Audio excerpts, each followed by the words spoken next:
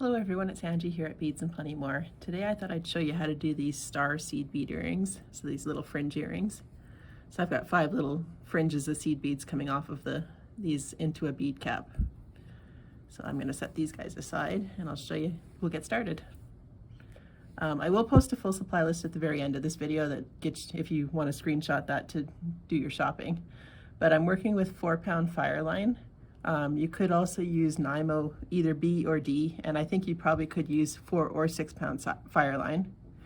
Then I've got a eye pin here, and I'm just going to take the tail end of my Fireline and tie it to the eye pin through the eye and get us started here.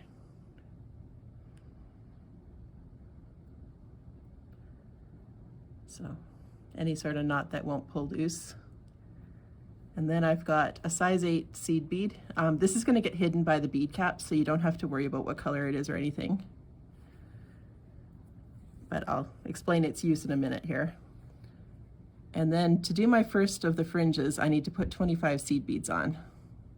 So I'm working with size 11 ones here. These are one of the Permalux colors. This is the, oh, my vial doesn't have it written on it, but it's the teal color, I think. My other sample here was done with size 10 beads, and they both work, so there's 10 on there already.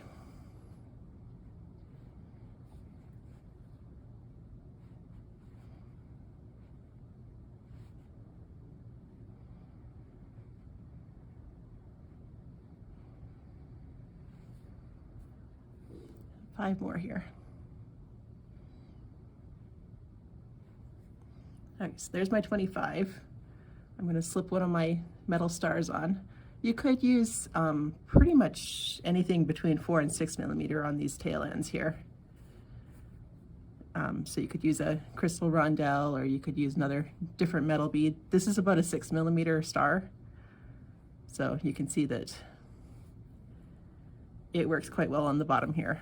So I'm slipping one more seed bead on, and then I'm going to skip that seed bead and I'm going to come back through all of my beads. So I'm going back through the star and then back through all 25 beads here.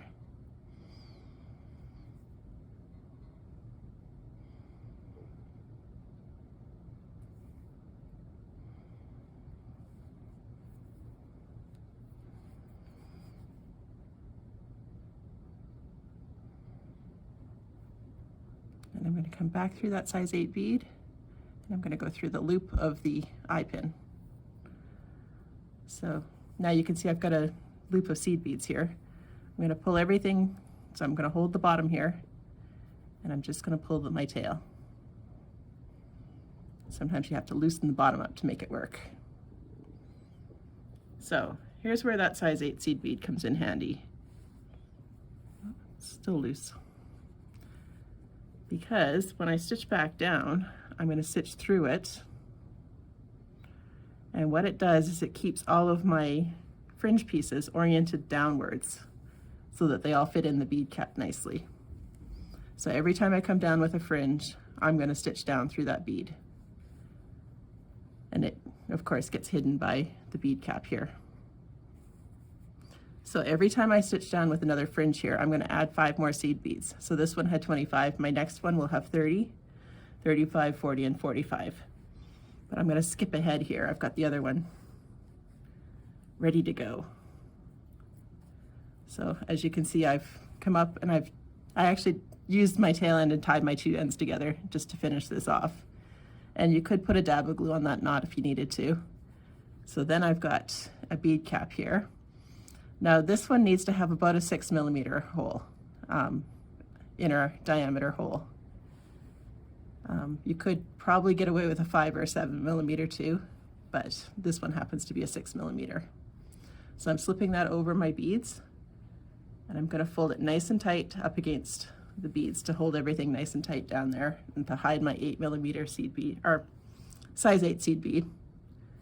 And I'm going to come in, and I want to trim this so I've got roughly a centimeter. It's not an exact science. Of course, you want to probably do, if you're not used to this, you probably want to do both of them at the same time. I'm jumping ahead a little bit with the one So then I'm going to grab with my round nose pliers, and I'm grabbing right at the end of the wire, but as you can see I'm partway down the pliers, I'm not right at the tip. And I've got my beads hanging down. I'm going to come around this top barrel. So it comes around, turn this sideways so you can see it.